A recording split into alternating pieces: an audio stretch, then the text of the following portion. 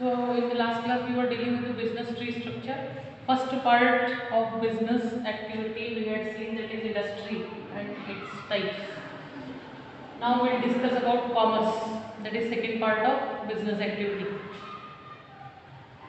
Now I always say that this first part deals with the production of goods and services, and this part deals with the distribution.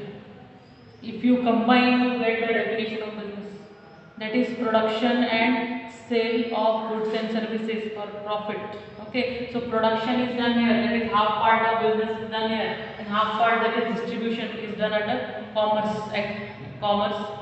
part, you can say. So what definition you can give of the commerce? Commerce include all those activities which are helping in sale or exchange of goods and services. They are helping in moving the goods from the place of production to the place of distribution. Place of production here simply means the factories where goods are made.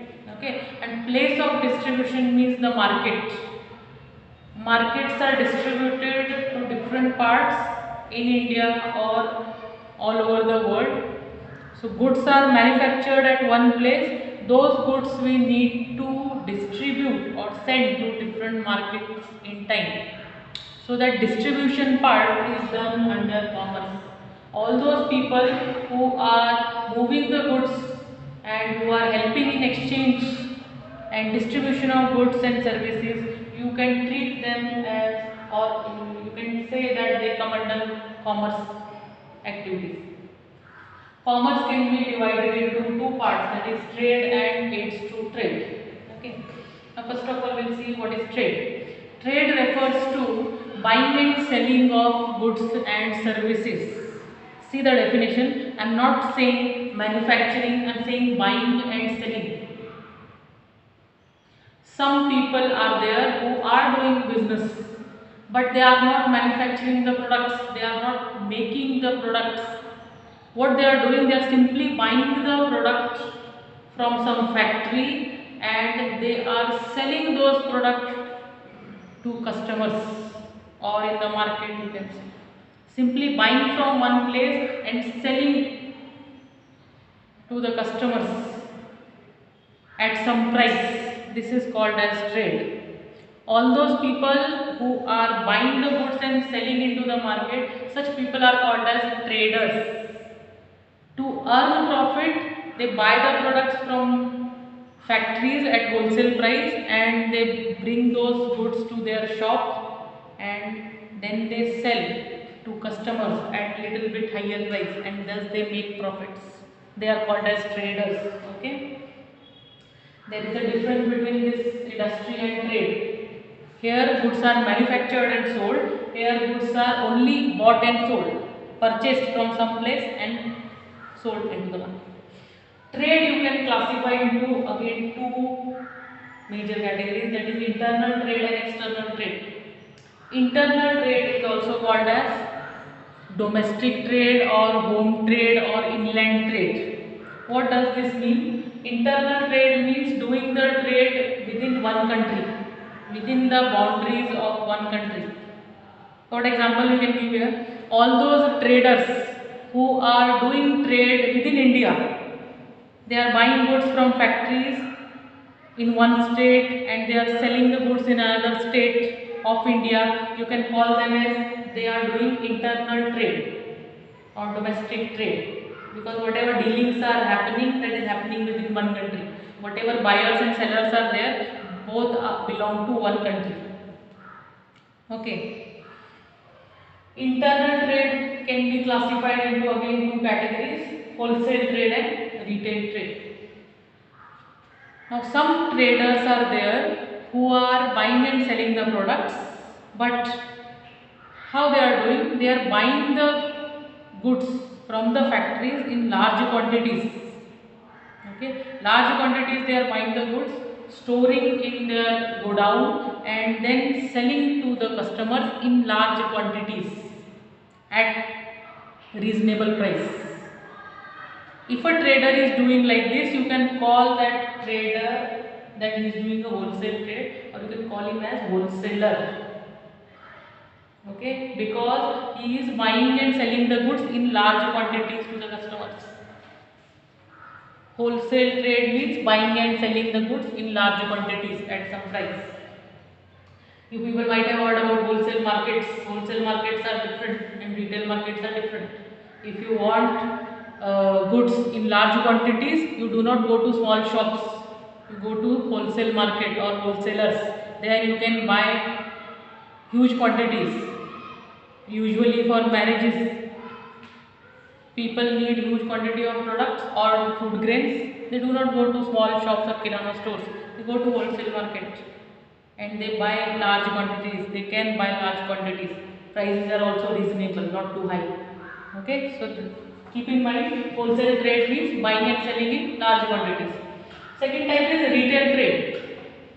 Retail trade is just opposite of wholesale.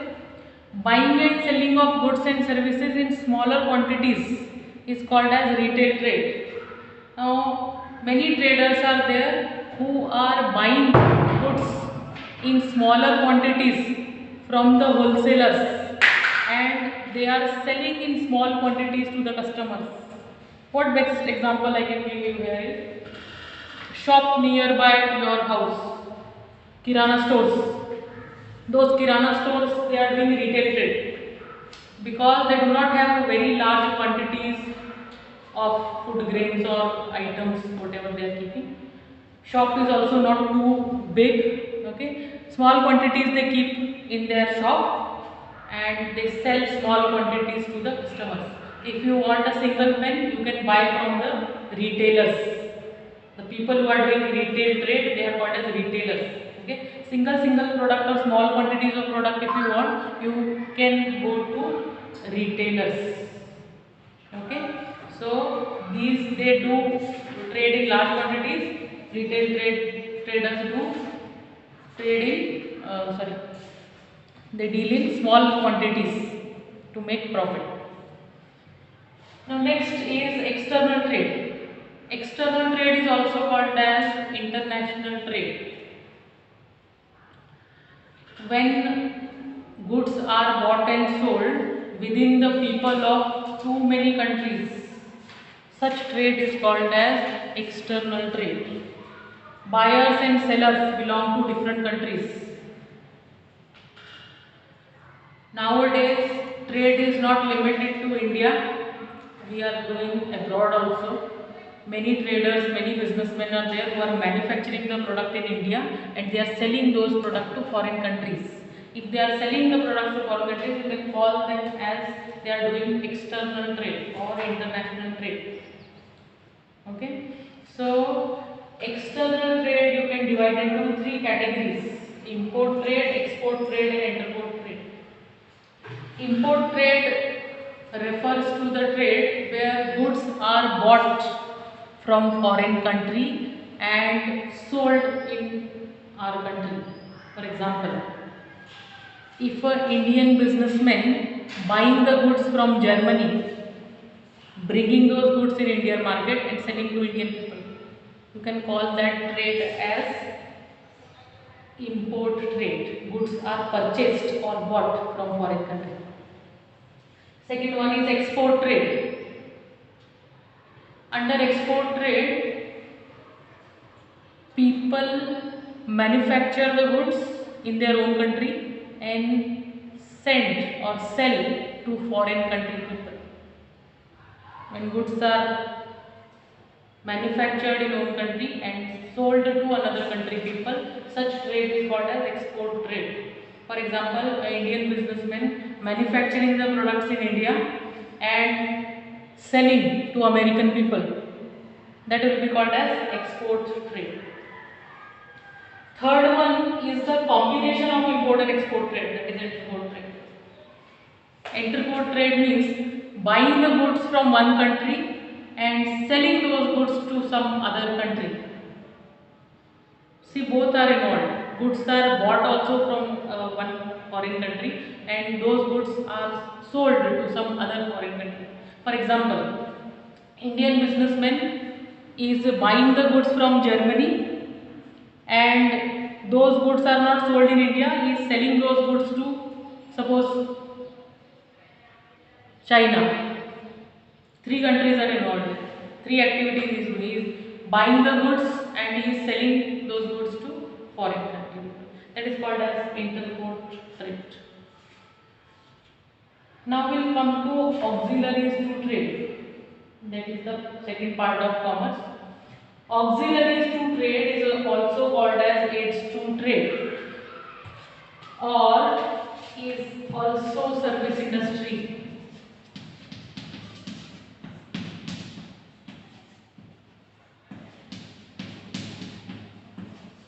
Both means the same.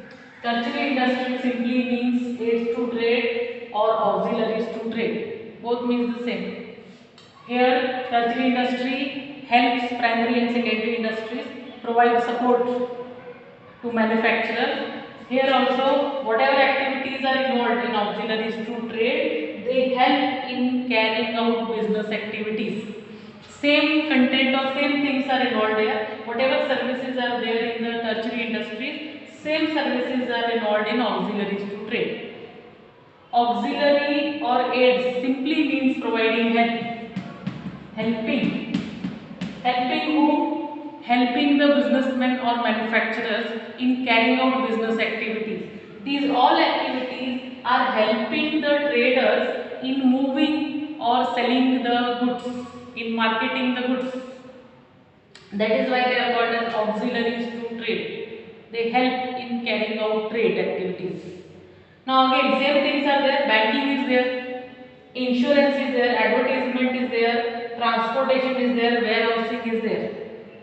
Okay, warehousing I am not taking here. I will take up. Again I will repeat. Banking means banks. All banks come under banking services. All banks, they help the businessmen, traders, manufacturers in carrying out their activity. By how? By providing timely assistance, by providing money, finance to the traders. Without money, business cannot be done. No activity can be carried out. Okay, they need cash in time. So if they are in need of money, they can go to banks. They can take loans. Different types of loans are there. Short term, long term loans are there. Different again facilities are there of the banks. They can make use of those facilities and they can carry out smoothly their business activities. Okay, and that is why we say banking activities are aids to trade. They provide help to carry out trade. Next is warehousing. Warehousing simply means the godown facilities, storage facilities. Many businessmen and traders who are dealing in large quantities, they need godowns because all the goods which are manufactured every day, they are not sold in the market on daily basis. Goods are manufactured in large quantities and they are stored into the godowns. Godowns means warehouses. They are stored and then slowly as the demand comes from the market, goods are supplied from the godowns. Okay. In the absence of godown, it will not be possible for the businessman to conduct smoothly business activities. He need to keep what? Spare goods into his godown. And for this reason, warehousing services help. Because of warehousing, demand and supply of the products are matched or balanced. When the goods are demanded from the market, immediately goods can be sent to the market, and that is only possible because of the warehouses, storage facilities there. So warehousing also helps to the businessman.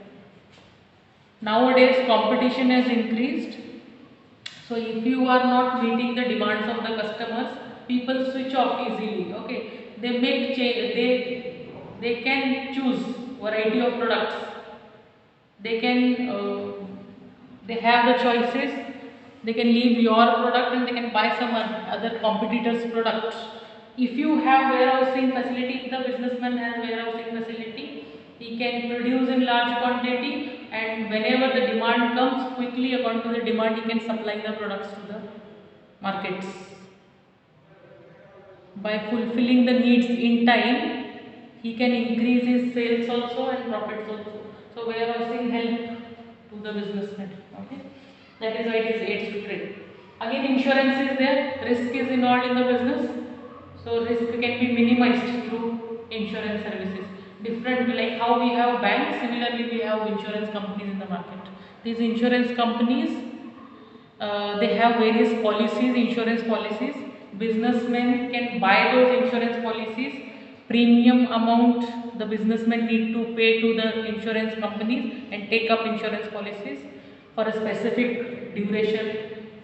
And if anything happens to his goods or his assets, any loss because of some accident, insurance companies pay the loss amount to the businessmen. Okay, so likewise they are helping to cover the risk into the business.